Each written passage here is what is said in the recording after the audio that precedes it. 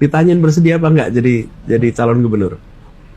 Terus angka saya disurvei, angkanya ada.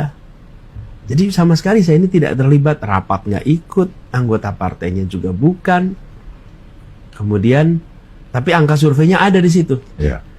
Singkat cerita, menjelang pendaftaran tanggal 23, saya juga tidak tahu persis bagaimana proses di dalam. Siapa yang karena banyak versi, siapa yang mengusulkan, siapa yang membahasnya, karena saya nggak ikut dalam rapatnya, jadi saya nggak tahu.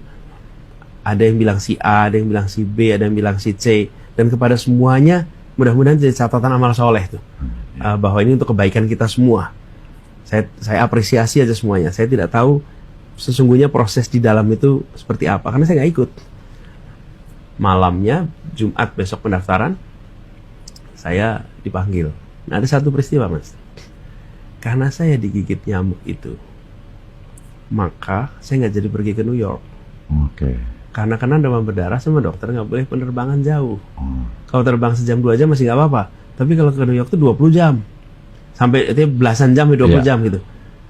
Not recommended. Jadi saya berada di Jakarta.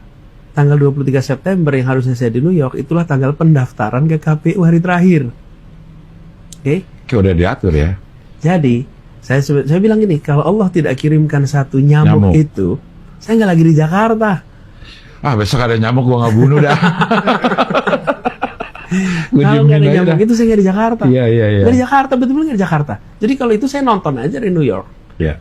Nah, saya kena nyamuk, saya di sini. Kemudian malam-malam saya ditelepon, diminta datang ke tempat Pak Prabowo, yang Pak Prabowo bilang itu, datang ke rumahnya. Saya dipanggil datang ke situ.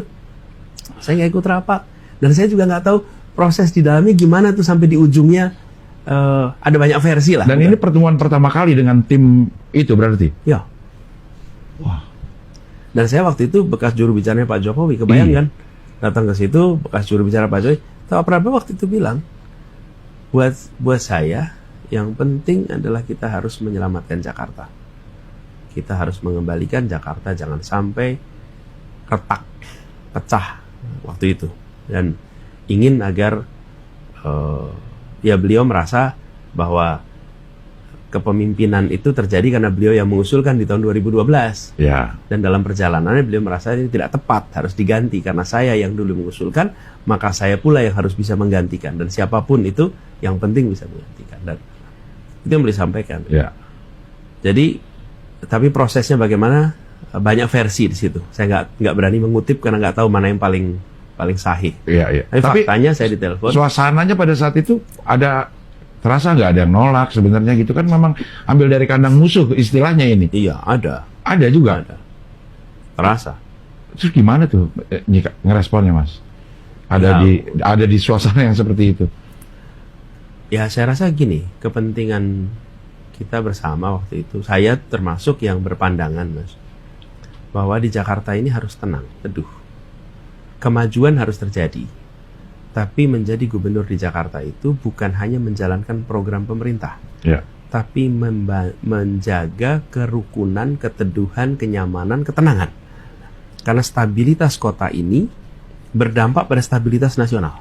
Kalau Jakarta tenang, Indonesia tenang. Jakarta tegang, Indonesia tegang.